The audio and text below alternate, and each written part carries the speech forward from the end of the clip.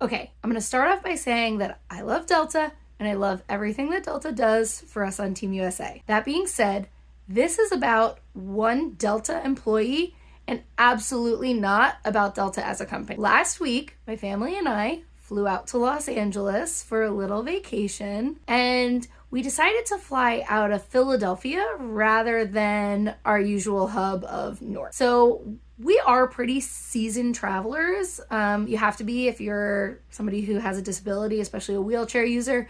You need to know how to navigate all things that are air travel, especially wheelchair, service animal, two tinies. So I did all my due diligence the week leading up to it, made sure I was on the phone with the Delta disability line, messaging back and forth with Delta just to make sure everything was taken care of for our reservation. So there were two different reservations. I had my own reservation and the tinies were on a reservation, but I had them linked so that they weren't unaccompanied minors traveling. So when we get to the airport, I still need to check in the tinies because they're minors. So I go to the bag drop and I inform the agent, hey, listen, I'm traveling with two minors, a service dog, and my personal manual wheelchair. So I let her know the manual wheelchair is pink tagged, but I intend to stow it inside the cabin closet because I know that it fits. She says, okay. Then she tells me service dog is not authorized on the reservation. So I try to say to her, hey, listen, I do have an email saying that he is authorized. Can I show that to you? And I pull the email up and I try to let her know that he's actually authorized on the tinies reservation and not necessarily mine. Well, she was definitely not hearing what I had to say because she knew better than I did about her job. So she insists that I have to fill out this paperwork all over again.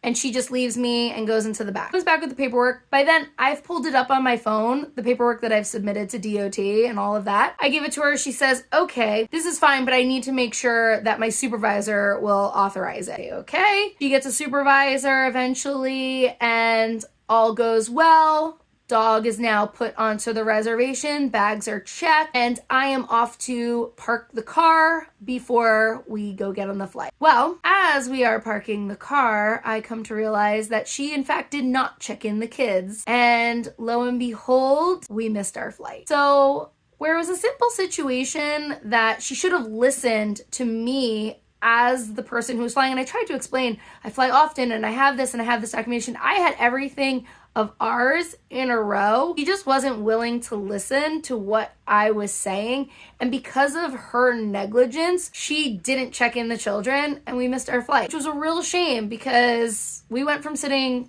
first class to being put into economy row 36.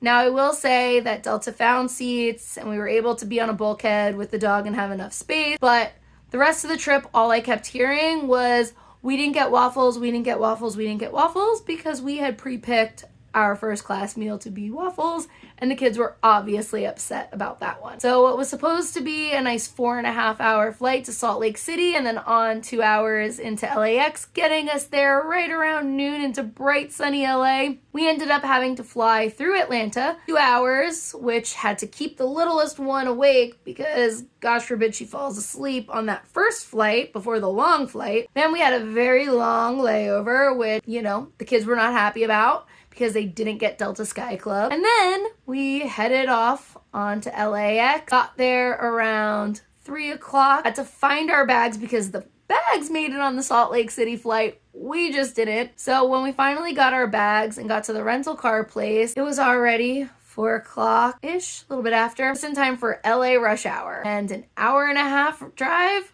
to the hotel. So, the moral of the story is that sometimes you're going to encounter people that think that they know better than you, and it doesn't matter how much you try to prove to them that you do know what you're talking about and that you're experienced in this. If they're going to dismiss you, like disabled people get dismissed a lot, they're going to dismiss you, then it could end up being that they make a major mistake and your family pays for it. Now, do I think that I could have advocated for myself anymore? No, I don't. Because it got to the point where if I had continued to press what she was doing versus what I knew, probably would have ended up on a no-fly list that time, and we really don't want to have those issues. Now, I was extremely cordial with her, but she did create a big headache for my family that day. And I hope she learned a lesson. I hope that she learned that she doesn't know everything, and sometimes you just really do need to listen to the customer,